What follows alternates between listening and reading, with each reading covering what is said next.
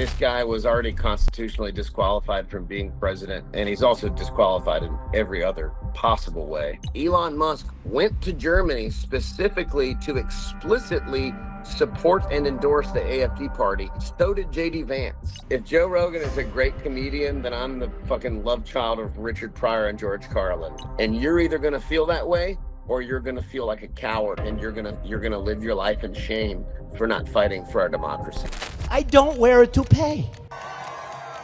If Hillary Clinton were a man, I don't think she'd get 5% of the vote. Ensnared hundreds of thousands of people. Most of the evening in National City, droves of people took over much of Highland. To apologize to right now yourself.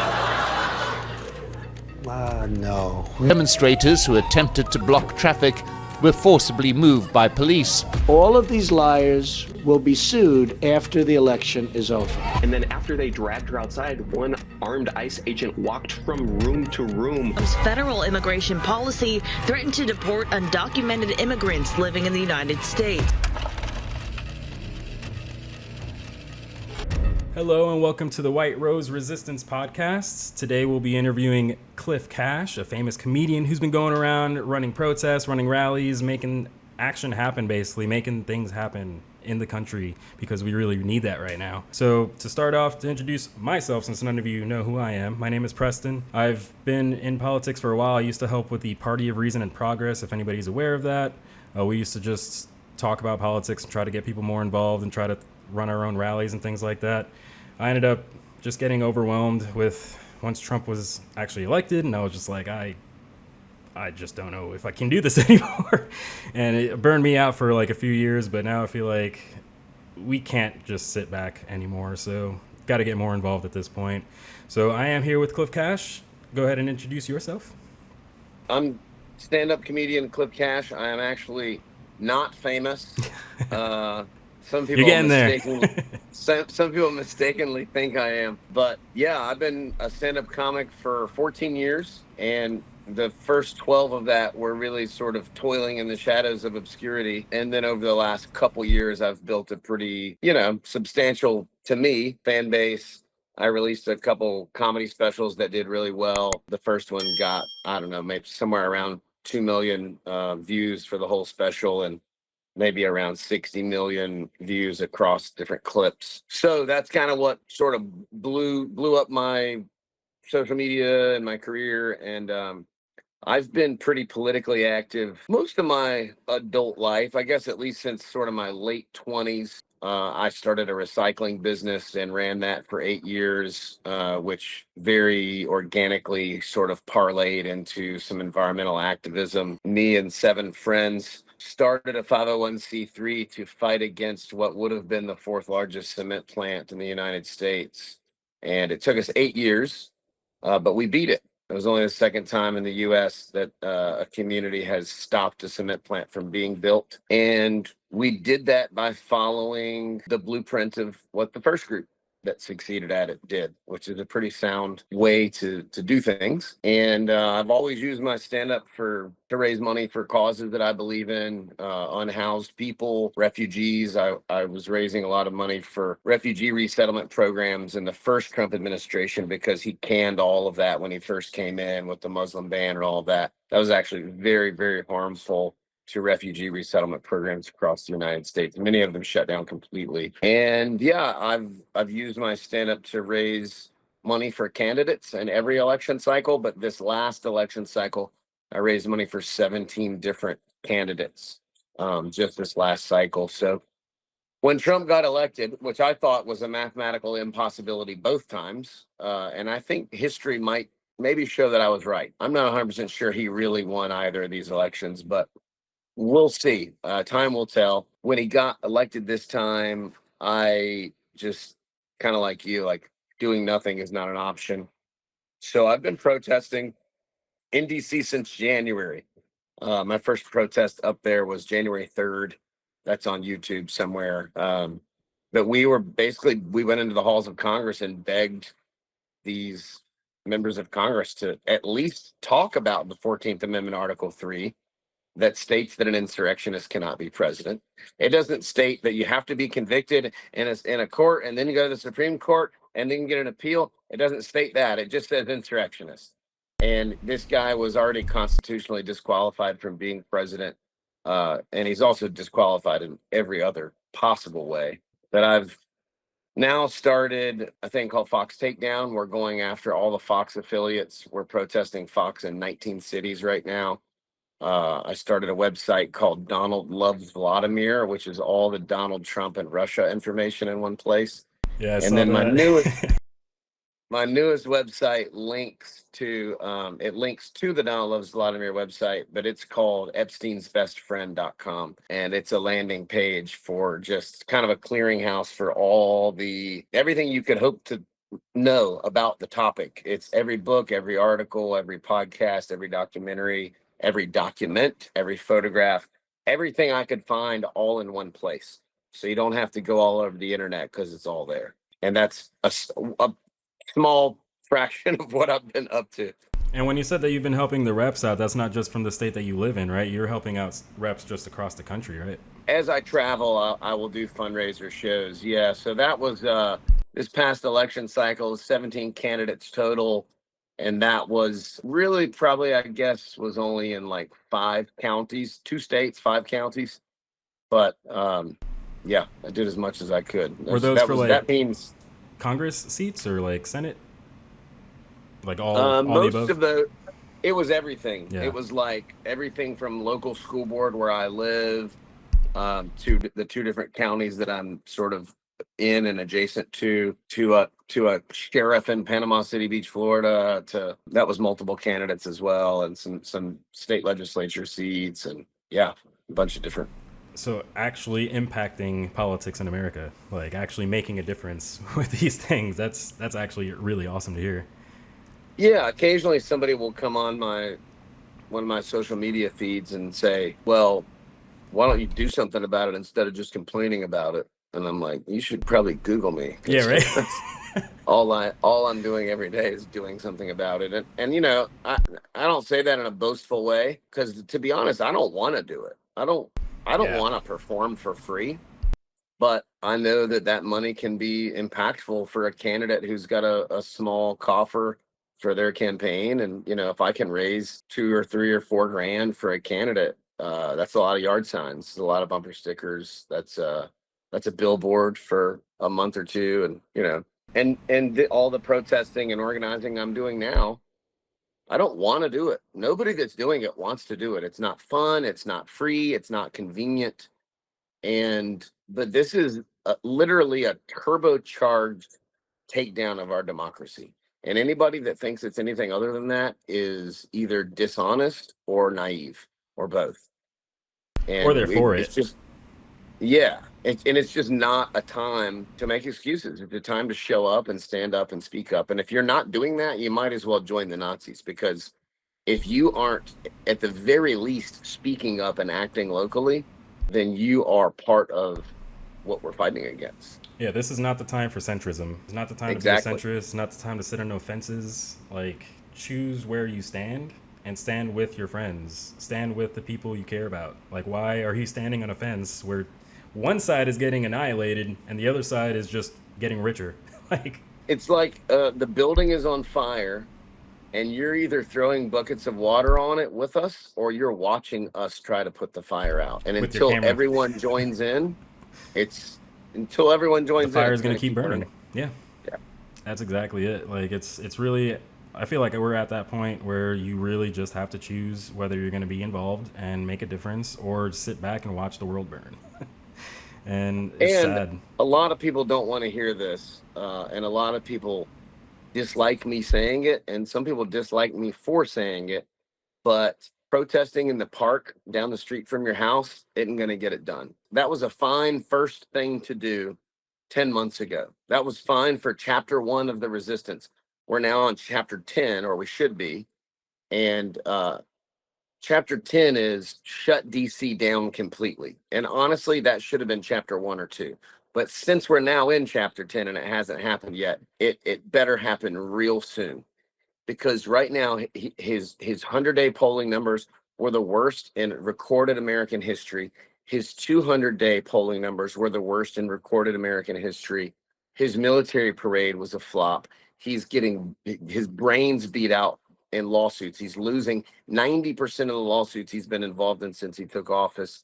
He's a joke around the world. All of our allies are pissed. Every democracy on earth is pissed. Just from pulling from Richmond, Philadelphia, Baltimore, Annapolis, Fredericksburg, Williamsburg, and a few other cities within 3 or 4 hours of DC, just those people could shut DC down if people would get off their asses and care enough to.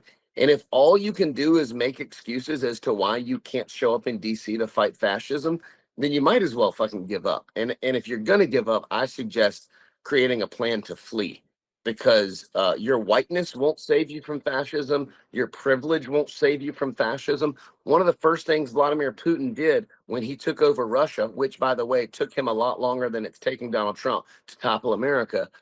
One of the first things he did was he imprisoned the richest man in Russia, and he took all his shit. And that guy's whiteness didn't save him, and his money didn't save him, and it won't save you either. So either fight or run. But don't just sit around waiting for the tidal wave to wash you away, because it absolutely will.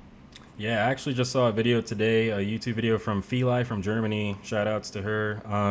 She's in America from Germany, and she made like a post asking people what they thought, and she was also going through media coverage and just getting what Germans thought about what's happening with Trump.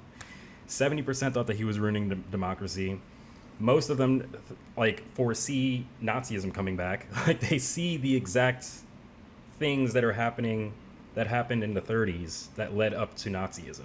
And they are seeing this from Germany, and they're just like, what is happening in America? Like, what is going on over there? Insane. Even the conservative right-wing publications over there are not for Trump. Like, you have to go far right in the publications over there for them to support him. And at that point, most Germans are like, you guys are insane. You know what I mean? And, you know, in Germany, I believe the party's called the AfD party. Is that correct? Do you know? Yep. So that's the far right one, right? Yeah. Yeah. Yeah. And they are considered the neo-Nazi party. That's what people in Germany consider them to be, the neo-Nazi party. Yep. And that's just a fact. And they are the only ones supporting Trump. And that's a fact. Yeah. And I like to talk about facts, because no matter how much people want to get upset or deny or pretend, facts are still facts. The economy is shit right now. That's a fact. The AfD is a neo-Nazi party. That's a fact. Mm-hmm. Elon Musk went to Germany specifically to explicitly support and endorse the AfD party. So did J.D. Vance. And so when the right goes, quit calling us Nazis, that's political violence. That's violent rhetoric. It's like, stop being Nazis. Yeah, if you don't want to be called a Nazi, don't support the people who are literally traveling to Germany to support the fucking Nazi party and throwing out their heart space or whatever. You know, there are elections that come and go. Some elections are, you know, important, some are not. But this one this one really mattered. And I just want to say thank you for making it happen. Thank you.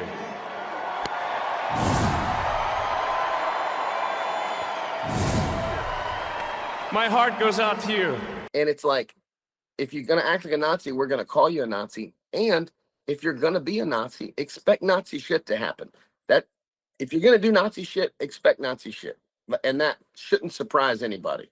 Yeah, I feel like we need to make Nazis scared again, because for all this time since World War II, they kind of hid into shadows and they kind of like just stayed under doing their thing, hiding in their little underground meetings and stuff like that. And it's like, keep them there, please. Like, just scare them enough so that they don't come out and then get involved with politics and start taking over and making policies, because that's the point where it's too late. Yeah, I think the tipping point and the thing that really changed, because we've had these white supremacists in the government. They've always for a long time. Yeah, Jim Crow and all that stuff. Yeah.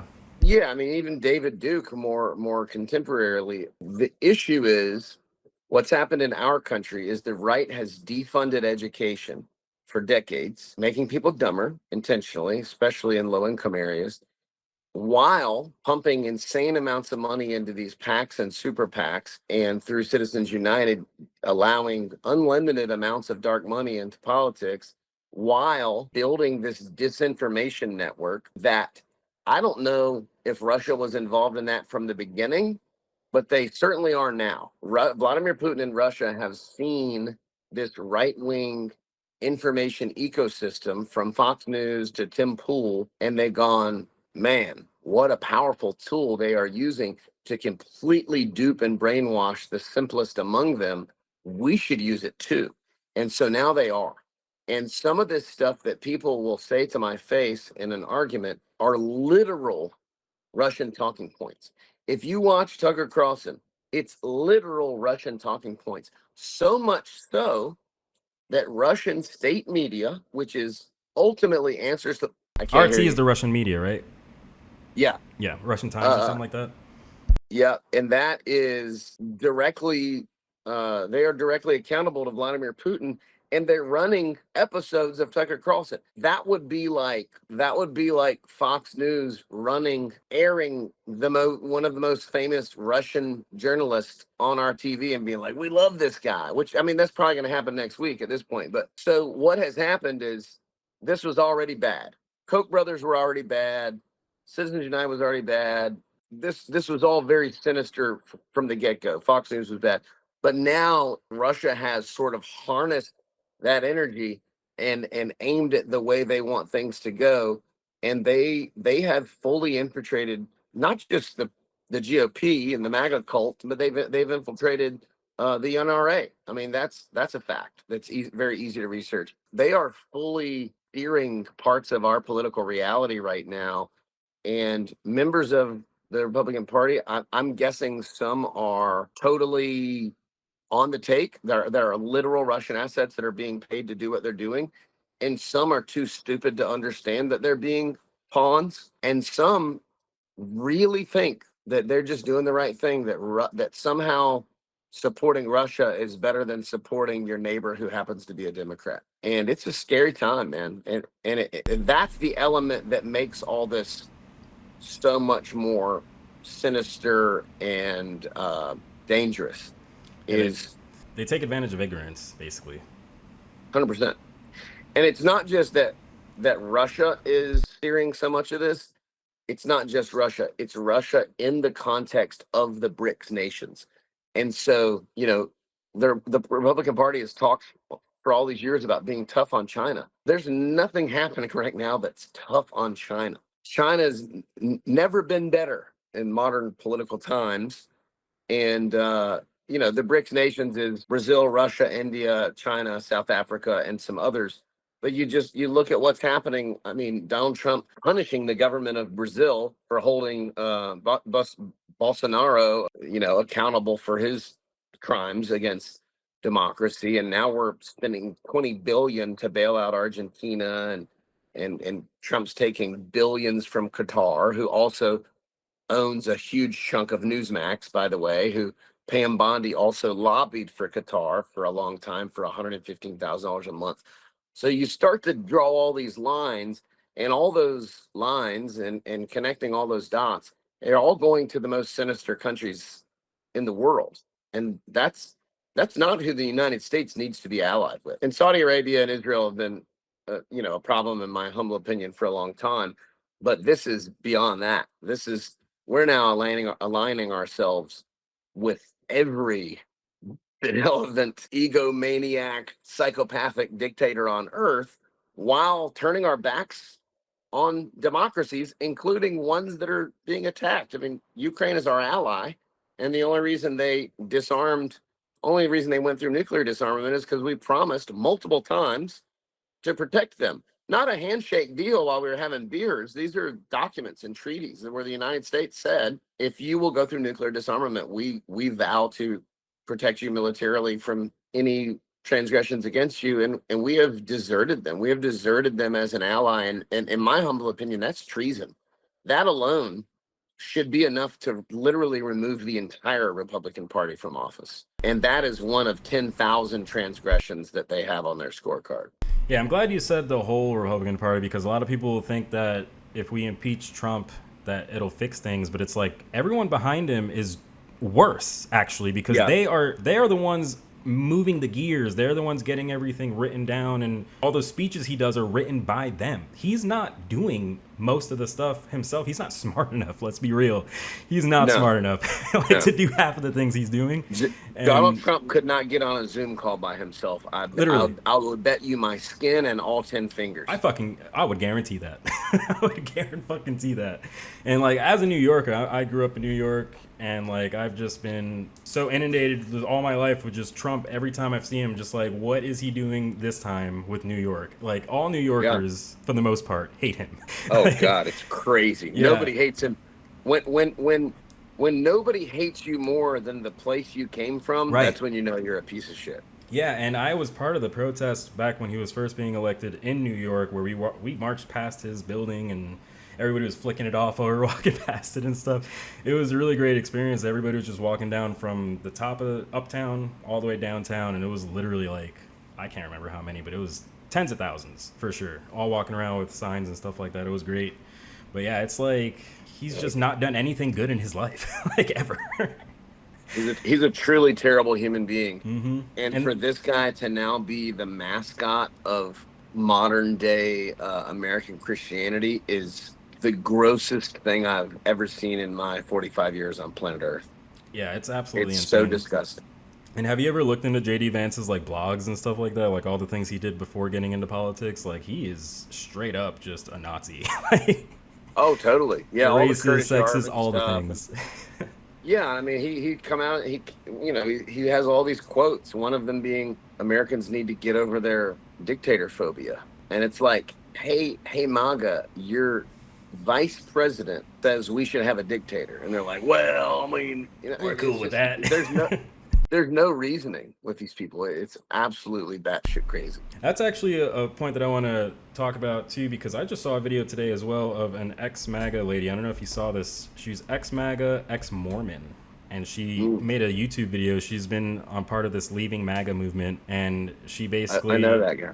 Yeah, you've heard of her? I saw the video I know today. the guy that started Leaving MAGA. Okay, I got you. Yeah, I saw her video today, and she was like, critical thinking had me leaving MAGA because I just started thinking about how nothing really aligned with my views and stuff like that. And I was like, critical thinking is the only way past all the ignorance, like, really, when we think about it. And they have no critical thinking skills. Even when you hear Trump talk, when he goes off speech, he is not thinking about anything he's saying. He's just saying shit.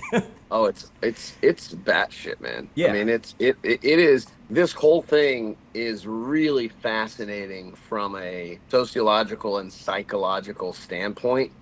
The documentaries that are going to be made about this 10, 15, 20, 50 years from now are going to blow people's minds. It's one of the biggest cults in the history of the world. And I've said this from the beginning.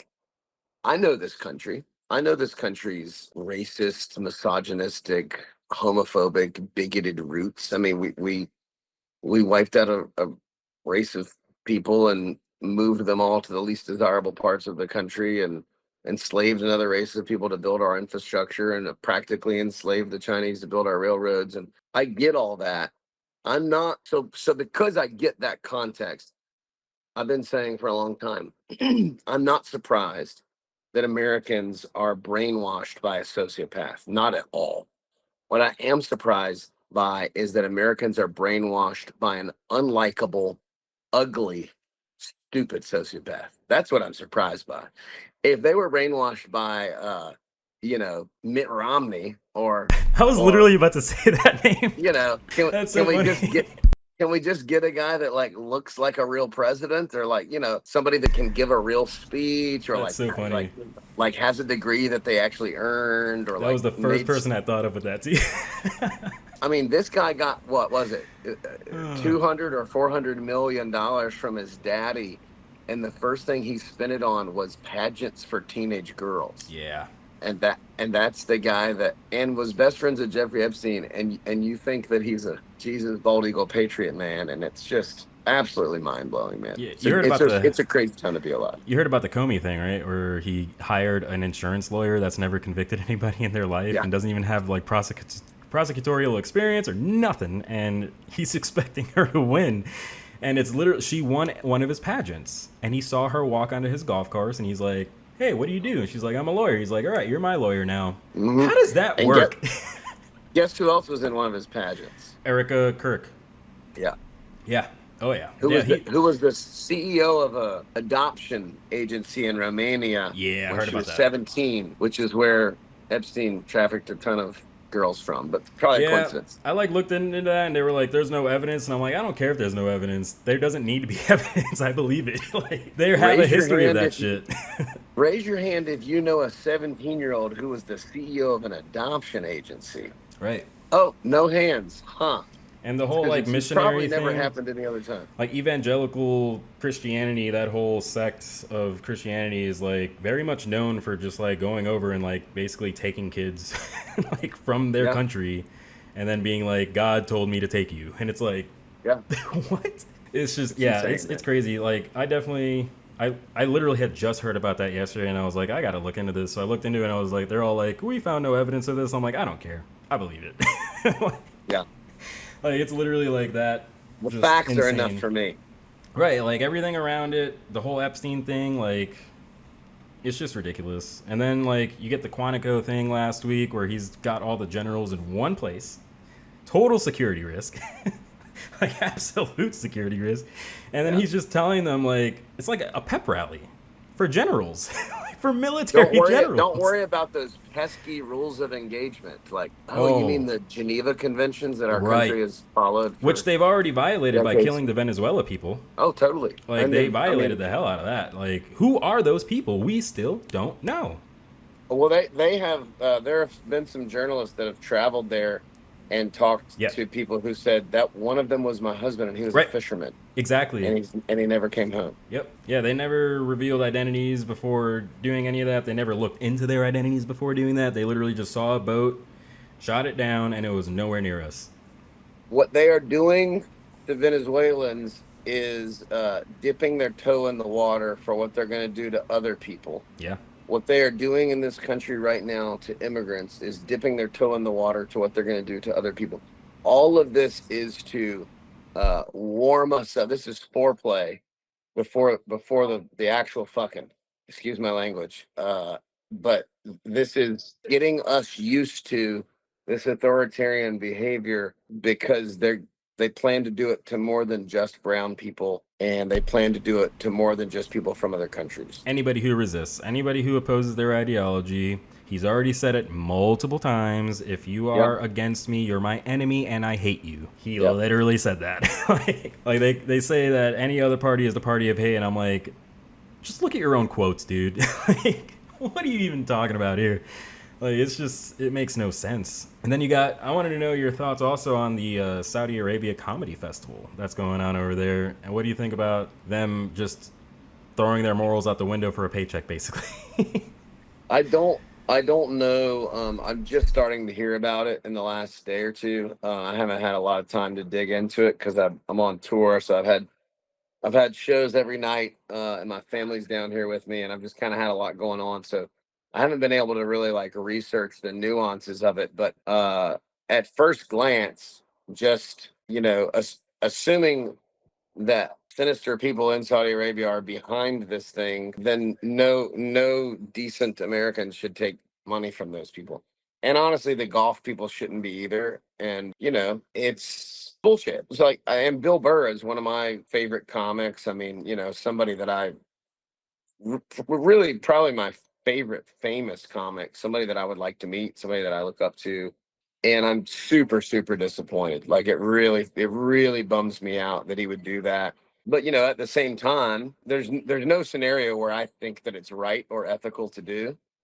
But at the same time, it's we probably should quit all the American comedy festivals too, because we're also now run by a dictator who hasn't killed journalists yet, but he's silencing them, and he's silencing colleges, and he's silencing law firms, and he's declared basically every member of the opposition as a terrorist. And I'm starting to, as very little as I think of the leadership in Saudi Arabia, if we're a step above them at all, it's a very small one. Yeah, so I think the biggest difference is that they're receiving checks straight from them to do that shit. Yeah. Because that is a government-run show, basically. Government-run festival. Yeah. Yeah, there's no excuse. They have to sign a contract of what not to say while they're up there. I would like to hear the mental gymnastics of these otherwise decent people as to how they can justify doing this. I believe it was Bill Burr, but one of them happening? said it was the money. He just straight up was like, they're giving me $300,000. That's why I'm doing it.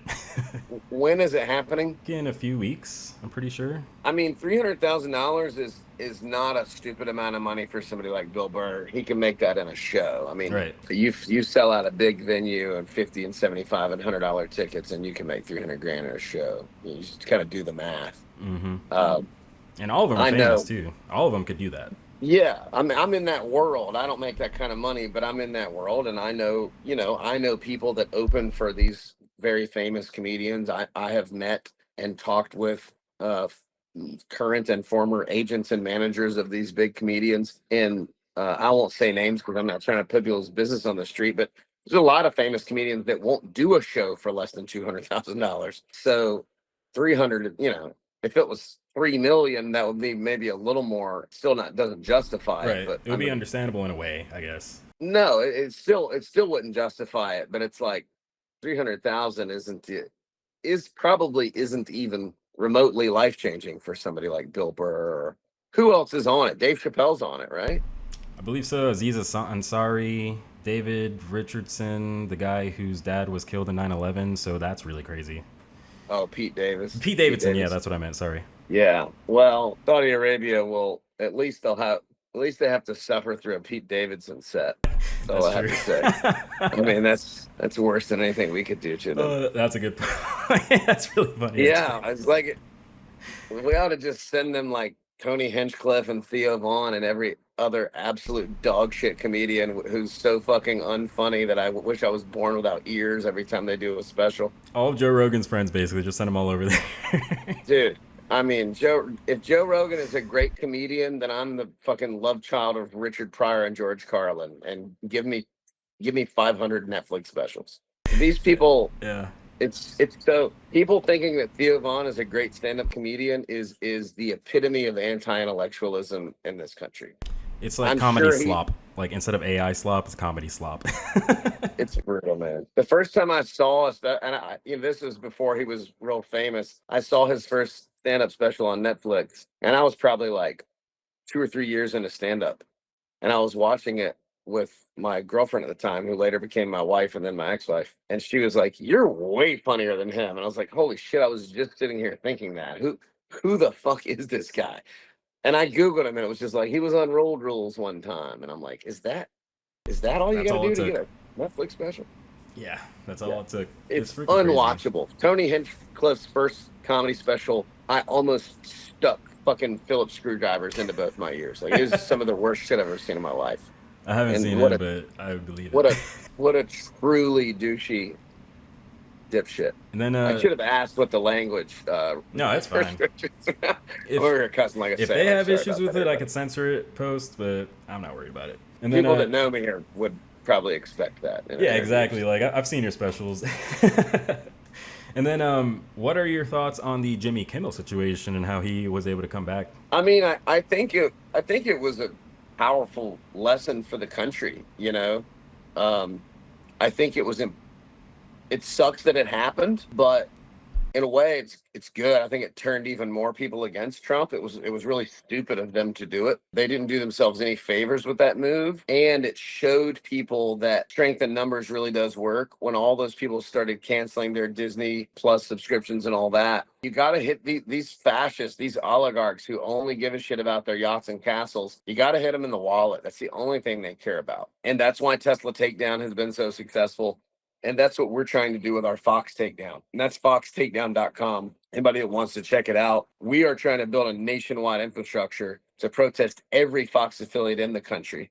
So we're currently in like Sacramento, Tampa, Baltimore, St. Louis, Atlanta, DC, New York City, Phoenix, Cleveland, like some pretty big cities. We're about to get one going in Chicago, about to get one going in Pittsburgh. And how does that work though? Like what is the way you're taking them down?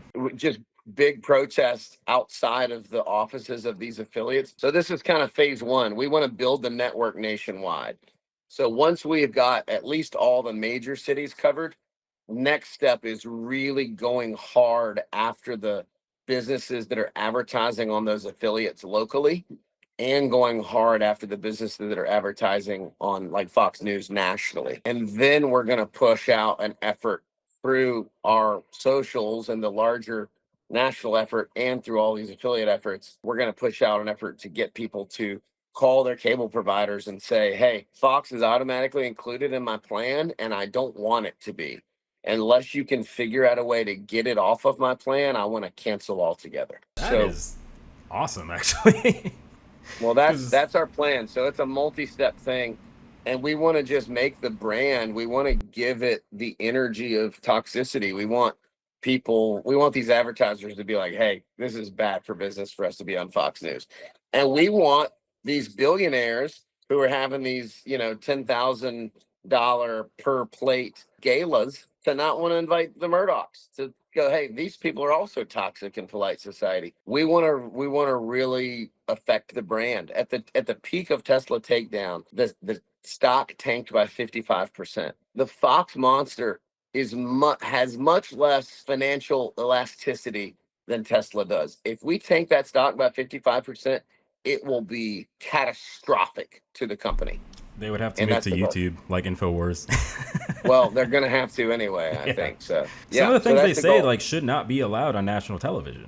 Like the guy who said that homeless people should be murdered instead of taken to a homeless person? Come on. How to stop these kinds of attacks by homeless, mentally ill assailants, including institutionalizing or jailing such people so they cannot attack again. Now, during that discussion, I wrongly said they should get lethal injections. I apologize for that extremely callous remark. What's going on with the escalator? What do you think? Yeah, they sabotaged them. Yeah. And they could have hurt the First Lady. Yeah. Trump would have fallen and would have gotten back up. But, they would have blamed it on his rhetoric. And then they sabotaged the teleprompter. Yeah. I mean, this is an insurrection. And what we need to do is either leave the UN or we need to bomb it. It is in New York, though, right? Yeah, there could be some fallout there. Yeah. All right.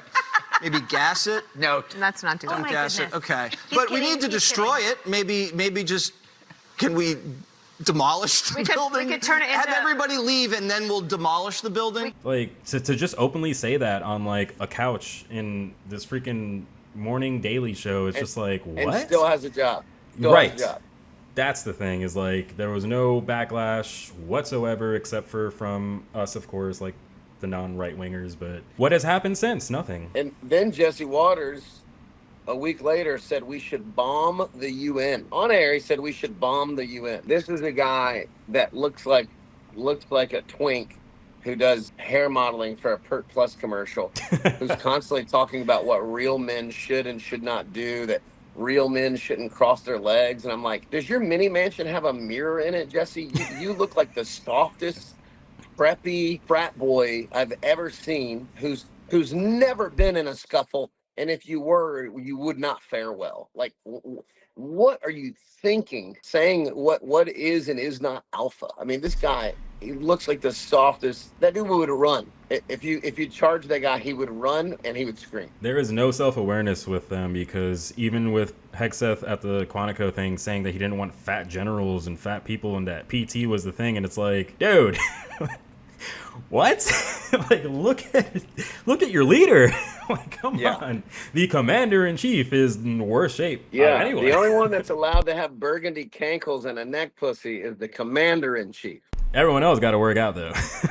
It's insane. Oh, man, that Quantico thing was horrible. Also want to ask the viewers to forgive me for drinking out of a single-use plastic bottle. I was parched, and it's the only thing that's in here. We work with what we got. I try not to, for the record. Yeah, I feel that. But so some other things I wanted to talk about here. Let me, while you're looking at that, let me say one more thing about Jimmy Kimmel. Yeah. I like Jimmy Kimmel. I don't know Jimmy personally, but I actually do know his sister personally. She's a stand-up comic. We have a lot of mutual friends, and she and I have talked a lot through social media. She's a very nice person, and I see her photos and videos with Jimmy and with the rest of the family. And I can tell you that is a family of people who genuinely love each other, down to cousins. I mean, Jimmy's cousins work for him at his job. These like their siblings and cousins they're all like best friends. They're a really good family. You can just tell. And you can tell that he's a good person. And what happened to him is bullshit. And I'm glad he's back. And I'm glad the American people flexed that muscle and showed this regime that they can be stood up to, when everyone from Harvard to these law firms is capitulating and cowering. But I also want to say Jimmy Kimmel getting canceled is a big deal. But the list of things being canceled is very long. And it includes half of the Social Security offices in the United States.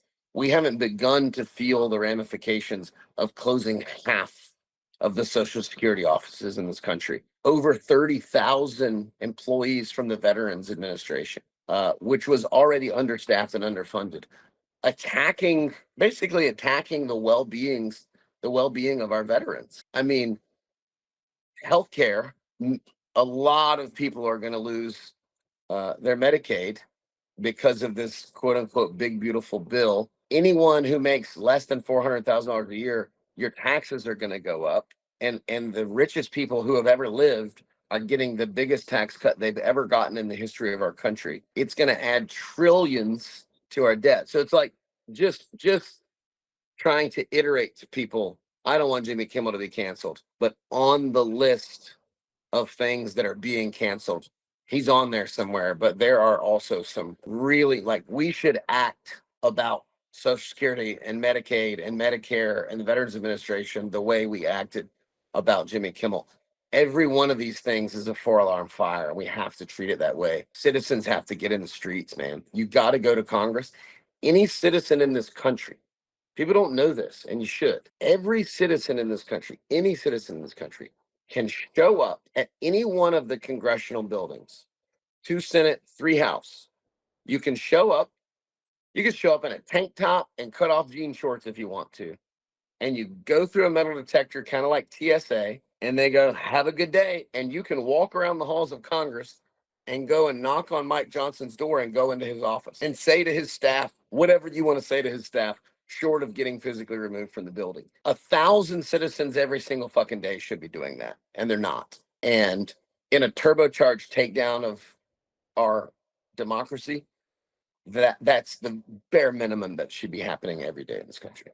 And I think the worst part is that they've put us in a situation where so many people have to live their lives by, getting, like, making sure they have an income and stuff like that just to survive. Like, everybody is like fighting so hard to survive that it makes it harder for people to like really get out into the streets, because they're like, well, what about my electric bill? How am I going to pay that once I get back home after the protest? Stuff like that. And that's all by design. It's all something that they are manipulating us into working that 9 to 5 so we don't have time or energy after our shift to go out and protest and stand in the streets and stuff like that. And it's like, it's just so hard to like find out the balance. That is definitely a decent excuse for a fraction of our population.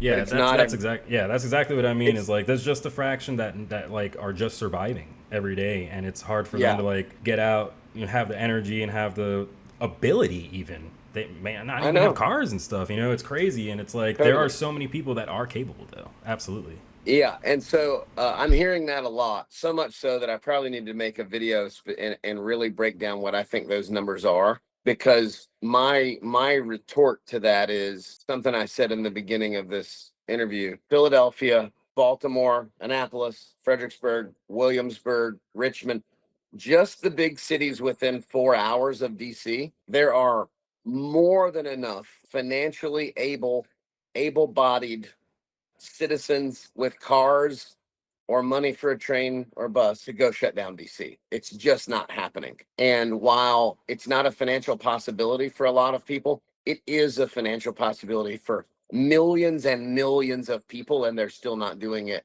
And as a country as a whole, we don't have an excuse. Individuals do. You know, if you're 110 years old and you're in a hospital bed in Anchorage, Alaska, of course I don't expect you to come to DC and protest. But if you're 35 and you got 20 grand in your checking account and a sick day, and you live in Richmond, then yeah, you need to get your happy ass to DC and act like you give a shit about this country. And until we do, we're gonna lose. We're gonna lose. Until we shut DC down, we are going to lose this fight. And we're not ready to announce the date yet, but I am working with a very big coalition of social media influencers with a combined reach of about 50 million and a bunch of different political organizations from Flair to American Opposition, Jessica Denson with Lights On. I mean, just a bunch of big influencers and big political groups. And we are pushing soon for a big long weekend in DC where our goal is going to be just that we want to get the biggest turnout that DC has ever seen, because that is the undeniable optics. That's the undeniable message, not just to these fascists, to this regime, but to the rest of the world, to all of our Democratic allies who would also like to see them removed. We need to give them the permission structure to do what they need to do. And part of that is these optics of the undeniable imagery of millions of people shutting down the streets of Washington, D.C. And like, we have videos that we see of other countries rising up against their government, like France. What's that other one that's happening right now? I forgot. I don't know, but we see Nepal, this. Yes, that's what I was going to say. South Korea. Yeah. Right. Like, we see it works. Like, 100%. We see other countries that they're to the end of their rope and they just have to go out there, and it's like, when are we going to feel that? When are we going to like take advantage? Because like, we have platforms so we could talk about this and stuff like that, but the people who don't have the platform, like, what can everyone else do if they do live in Anchorage, Alaska and stuff like that? Like, what can the regular person do even if they can't make it out in the streets? Like, what can everyone do? Well, I'll tell you a couple easy things right now. You need to have a yell in your voice and a post on your page and a sign in your yard. No more being quiet. I don't care if every single neighbor around you is a MAGA cultist. You need to have a sign in your yard that says whatever, this is not okay, or whatever you want it to say. And when your grandpa says something racist, no more going, that's just how he is. Fuck that. Ignoring all this injustice in our daily lives is what got us here. Being quiet is what got us here. Being polite is what got us here. It's time to stand up. It's time to speak up. And that's every single American that doesn't agree with disappearing innocent people to death camps, or tearing screaming children out of the arms of their breastfeeding mothers who are married to Marines, or punching some weed eater guy in the face 12 times when all 3 of his sons are Marines. If you don't agree with that kind of shit, you have to speak up, stand up, show up. That's the first thing. That's the easiest thing that you can do. But on a really practical level, if you go to my website, donaldlovesvladimir.com, I have tabs. Make them sweat, get in the streets. We have all these tabs, and you click on it, and these will list every organization that you can volunteer with and give money to. There are also things like you can mail hate mail to the Heritage Foundation. You send them a letter that says you're Nazi fascist and you're going to be held accountable. Send them that letter every day. Do 30 at a time. Lick a stamp, lick an envelope, boom. Stack them up, put one in the mail every day for 30 days. You're a Nazi fascist organization, and we are going to personally hold you accountable. That's not a threat. That's a promise. It's not violence. Accountability isn't violent unless you're a violent person and you think of it that way, which the Heritage Foundation is and does. You can call your Congress members. There's the thing, 5 calls, I think is what it's called. If you just Google, how do I call my Congress member? There'll be 1,000 results. It's very easy to do. It's very easy to mail your congressperson and, call them when they're in DC. But if you live near the Capitol, when they're not in DC, they're in their office in your capital or in your town, wherever their kind of district is. Go to their office. Go to their office and say, this is Nazi shit. Look at me. This is Nazi shit. And you need to know, I'm speaking for hundreds of thousands of Americans. You are going to be held accountable, and you can bet on it because it's a promise. Yeah, they'll not be on the right side of history, that's for sure. Absolutely. The history books and history lessons that kids will learn in the future, they are not going to be looked at very well. 100%. 100%. It's like, do you want to be remembered for the rest of history as a Nazi or somebody who was against Nazis? Because that's the only choice you got at this point. And if you're somewhere and you can't get to DC, first of all, I want to say again, I understand. If you financially can't, then you can't. If you physically can't, then you can't. I'm not aiming the comment at you. I'm aiming at everybody that can, especially the people who are physically close, financially able, and able-bodied, need to get to DC and shut this thing down. But if you're in a city far away or whatever, also Fox Takedown, foxtakedown.com. We have a map. We have an entire list of every single Fox affiliate in the United States. So you can find your city and go, oh, I live in Cleveland and there's already a Fox protest. I'm going to join it. I'm going to make a great sign and I'm going to join every time it happens. But if there's not a Fox takedown in your city and you and a couple of your progressive friends that you're already protesting with want to start one, you just let us know through the website. We get you on that map. We get you listed as one of the protests that people can join. We will promote you through our socials. I will promote you through my socials. We will help you raise money for banners and signs and megaphones and water and ice and pizza and whatever else. And we will tell you how to do it. We have PDFs where you can just open the PDF, send it to FedEx Kinko's. They'll print it for you. You go and pick up 10 signs for your first 10 protests. We will help you get it started. It's turnkey, foxtakedown.com.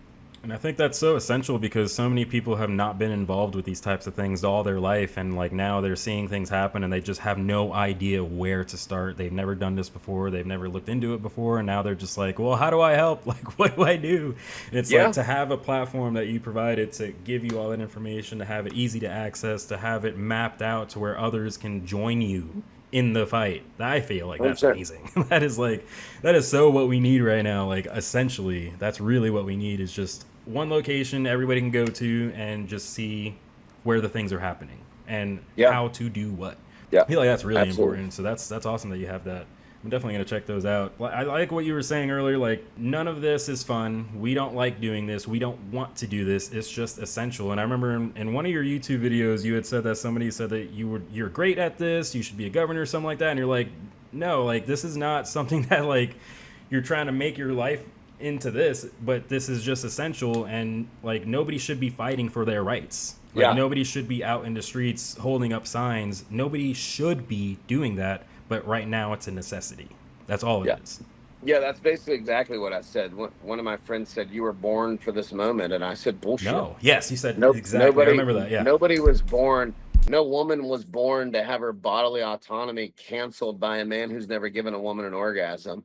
No gay person was born to have to claw their dignity out of the clenched fist of some closeted wannabe king. It's disgusting. I don't want to do it. I don't have any desire to get involved in politics. I don't have any desire to run for office. I'm a stand-up comedian. That's what I'm good at. That's what I want to do. I'm an amateur stepdad. I'm a soon-to-be husband. And I want to spend time with my family and do my fucking job. I don't want to be out here fighting against Nazis. But I've seen old men die, several. I watched my own father pass. I watched my great uncle pass. I watched my grandfather pass. I know what it looks like to be an old man withering away in a hospital bed, weighing half of what you used to weigh. And it takes a long time. And that's a long time to marinate in your thoughts, to see your life refreshing every moment before your eyes, to see it all play out.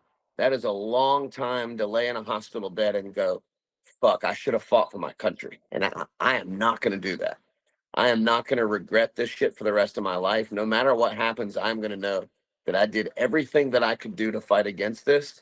And you're either going to feel that way or you're going to feel like a coward and you're going to live your life in shame for not fighting for our democracy.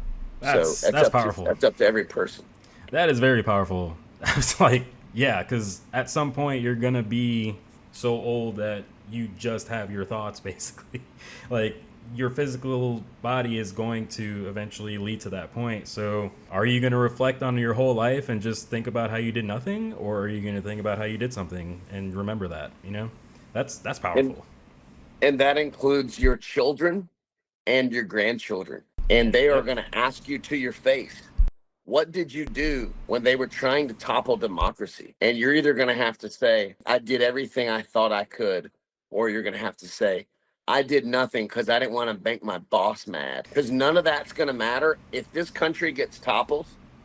If they succeed at deporting every brown person that picks and washes and packages and ships all of our produce, if they succeed at that, if they succeed at further alienating us from our closest neighbors to the north and south, if they succeed at dismantling the VA and dismantling Social Security and destabilizing all facets of law enforcement and the educational system and the healthcare system, that is what they want to do. Sometimes people act like Trump is a clumsy idiot, and he is a clumsy idiot, but they act like, oh, he doesn't get it, that tariffs are bad for the economy. He doesn't get anything. That's the point. But his puppet masters do. All of this stuff that seems to be some clumsy accident, they are destabilizing every facet of our society on purpose so that they can, so it's easier to topple, to attack and topple. It's the playbook. And pretending that that's not the case won't make it less true. Yeah, they have a whole Project 2025 playbook for it. Like, it's written. If you're worried about your paycheck or your customers or your boss or your neighbor, none of that is going to matter if they fully topple our democracy. The only people who will be assured any type of real protection will be just the people in that tight-knit circle of Christo-fascist, these closeted country club incels who take rights away from gay people during the day and shame fuck each other at the RNC at night. Those will be the only people protected, and they will only be protected as long as they play ball. They will turn on each other like they're turning on Massey now because he wants to release the Epstein files, like they turned on Governor Kemp and Bragg Raffensperger in Georgia because they wouldn't cheat on the election, like they turn on anyone who speaks out against them, whether it Mike, what's Pence, hang Mike Pence. As soon as they cross your line, even those of you who have shown to have almost no belief system, because everything you said you cared about, from the Epstein files and pedophilia and grooming to debt and deficit to the military and patriotism, he stepped all over every single one of those talking points, and you're still licking his boots. You said he was the peace president, and he just gave $6 billion to Israel to continue to murder children. He is allowing a genocide to happen in Ukraine. He bombed Iran. He is starting conflicts. He's threatening Canada, the friendliest country on earth.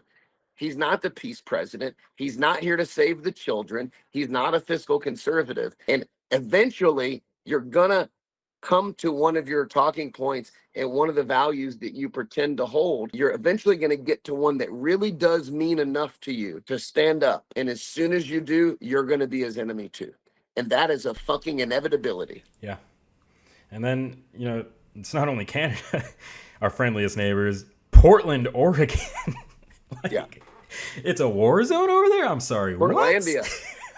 Oh, yeah. Like, what do you mean? Like, I saw something today where the governor called him and she was like, there's no war happening over here. He's like, are you telling me that what I'm seeing on television is wrong?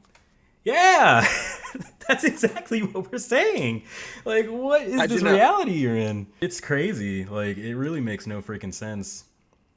And then you got, like, Hexeth just doing the Department of War shit, and it's just like, we are literally gonna be targeted. The big cities are gonna be targeted. They've said that. They've said they want to send the military to have training exercises. Who is gonna want to visit? Yeah, exactly. And who's gonna want to visit America and hang out in, say, New York, Atlanta, where I'm from, LA? Like, who's gonna want to hang out there when they have military walking around? Like, I'm a DJ, and I've just started getting booked in other states and other countries, and then I'm following DJs who are international already from Europe and stuff, and they're canceling their bookings. They don't want to come because they're going to these big cities and they're seeing all of this news about the military picking people up off the streets and deporting them and all this stuff, and they don't even have due process for them. And it's like, what's going to happen to them when they come just to play a freaking set? Like, 100%. Like, it's going to affect everything. I got a show at 8:30 and I need to change clothes and whatnot, but I really appreciate you having me. For everybody that's watching, it would mean a lot to me if you would follow me on social media. I am a stand-up comedian. I'm also an activist. You can find every bit of all of it on my socials. I'm on YouTube. That's almost all stand-up comedy. I do post some activism stuff there too. It's Cliff Cash Comedy, CLIFFCASH, like Johnny. Cliff Cash Comedy. That's also my handle for Instagram, Facebook, Blue Sky, Substack, and whatever else. So yeah, and I'll have all the links in the description as well. So I really appreciate you coming out and giving us your time. It really means a lot, man. And you're doing a great thing out there. And I definitely hope to see you at a protest very soon, like physically. Thank you, brother. There. Hell yeah! So there's an Atlanta Fox Takedown. So join them one day. Oh, I'm go on it. FoxTakedown.com and you can find it. I'm 30 minutes from the city. I'll be there. Hell yeah! Thank you, brother. Hey, thank you. You have a good day. Thank you all for watching. Have a great day and stay safe.